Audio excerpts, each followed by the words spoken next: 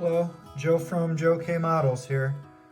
Well, as you can see, I've gotten a little bit further on the build here. I've put the fuselage together. I've also put together the back wings as well as the rudder. Everything fit pretty good, no complaints. There is a little bit of a gap in the front here. I tried to get it as close as I could with some pressure and some tape. So I think I'm going to be having to do a little bit of seam line work here, and I'm just going to be, doing some things to get rid of that seam. A little disappointed because when I first put the fuselage together, where this headrest is, it was actually sticking out. It wasn't sitting flush against this, and I had some video footage of me fixing this, but unfortunately I can't recover that video. It's kind of stuck in my iCloud and I can't download it. If I somehow manage to get it, I will upload it at a later time just to show you. And this is kind of a common thing that I noticed with Airfix kits. At least the Spitfire 172nd one that I did had the same issue where it was coming out a little bit, and I think even the Tamiya one that I did, the 148, may not have been completely perfect.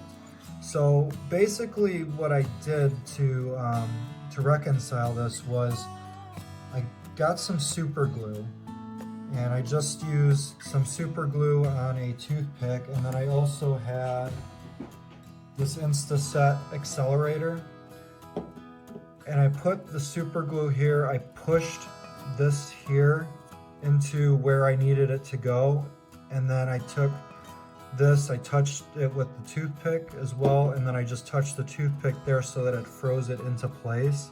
And then once it was frozen, I just put some more super glue around the sides here just to basically reaffirm that connection. So as you can see, now it is in the right spot and we're good to go as far as that is concerned. So again, if I can recover the footage of me doing that, I would love to show it in real time. That was my intention. But when I went to go download it, I was unable to. So anyways, some technical challenges there. But that's how I did that. Another thing, I had fully intended on building this with the wings down. You have the option to have the wings folded or to have them down. So I had decided to do it to where they were both down. And I was looking through my comments, and the ESU Warrior suggested that maybe it would be cool to have one wing up and one wing down.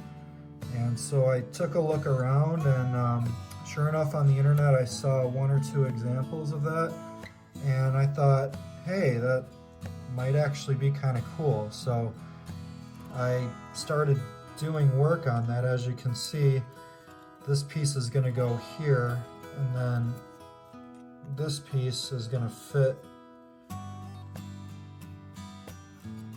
let's see, kind of like this. So we'll have one wing up like that, and then one wing down. So if you can kind of imagine it like that. And I thought that would be kind of a cool thing to do. It would definitely make this unique and stand out. So just kind of curious what your thoughts are on that before I move any further. Just curious about that.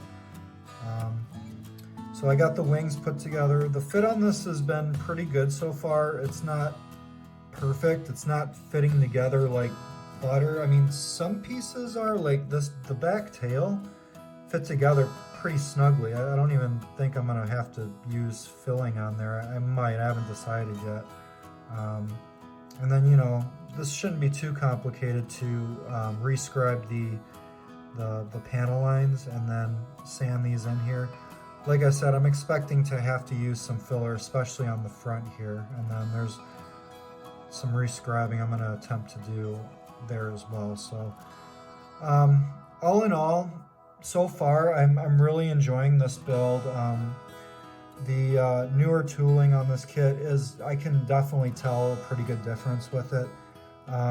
There's a few things where it's like, it could be a little bit better, but I mean, overall, I'm very happy, and I'm you know, I really like this subject matter, so I'm excited to keep going, but just wanted to give an update of where I'm at, and I'll be posting another update as I continue going on, so I definitely appreciate it if you subscribe and follow along if you like this type of thing.